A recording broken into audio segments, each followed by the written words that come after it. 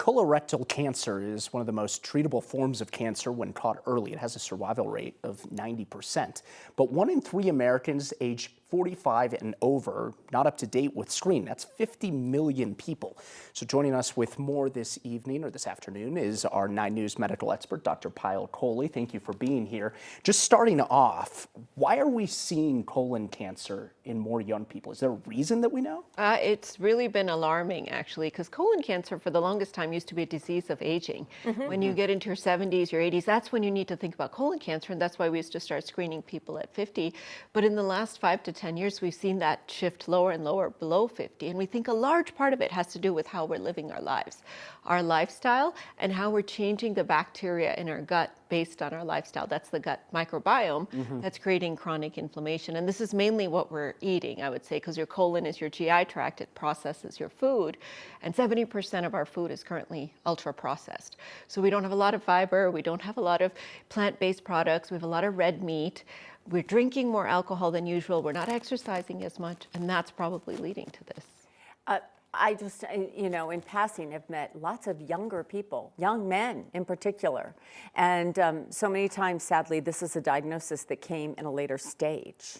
So is there anything we can do to kind of change that trajectory, or can we tell people, get screened early? Yeah, I mean, this is what breaks my heart, is that 70% of colorectal cancer deaths are preventable with an increase in screening, and yet we just heard that 1 out of 3 Americans who are eligible for screening are not getting screened. And so if you think about our colon, it's a hollow organ, right? It's designed to hold stool. So it can hide cancers and tumors really, really well without having a lot of symptoms.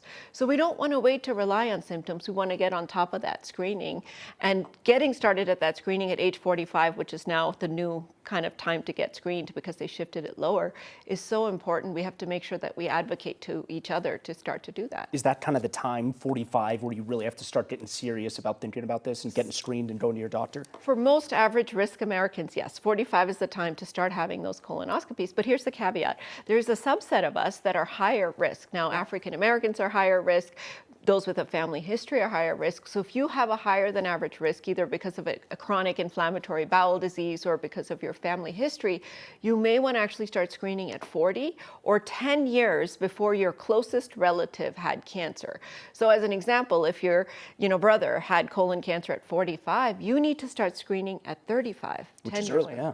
Very early. Yeah. So, genetics, like the CHEK2 gene is one of the genes I carry, so that changes how often I am screened, and many other people do this. But the screening is the thing that most people go. But there are alternatives. I mean, my gosh, we hear the commercials every 2 seconds. What are your thoughts on the alternatives to the traditional colonoscopy? You're totally right, Kim. This is the reason Americans don't get screened. You talk about taking a whole day away from work, the ick factor, having to do a bowel prep and having to do a colonoscopy, people get scared. But I want to remind everybody the colonoscopy is still the gold standard. That's the once every 10 years we're looking for cancer. We're even looking for precancerous polyps. We can snip them out before they ever become a problem or ever become cancer. So I really want us to start embracing the colonoscopy as a tool of empowerment rather than worrying about it. But in between those colonoscopies, there's a lot of other options, especially for those that are higher risk. There's the fecal occult blood test. That's the card where you rub your stool on there and you see if there's blood in it or if there's DNA from cancer cells in it. And now, earlier this year, they actually released a blood test that looks for markers of cancer in your blood. Now, reminder, these are not replacements for a colonoscopy, but adjuncts to really, help us sort of stay on top of screening, because we want to be smarter than the cancer. Now, if you're looking for blood in the stool and the cancer is not leaking blood in your stool because it's not bleeding, you're not going to pick it up. So those are less sensitive. So I don't want us to replace the colonoscopy with those. And of course, it's Colon Cancer Awareness Month. As Tom always says, it's an experience because it's those thin curtains and everybody talks to you and it's great. It's fun. It's a good experience. But there's a lot we can do. We change our diet, we start moving, we start screening. We can do it. This is in our control. We can change this trajectory. So I want us to think about lifestyle changes, exercise, taking better care of ourselves so that we can get those screenings. And it's an awful diagnosis. So thank you, Dr. Kohli.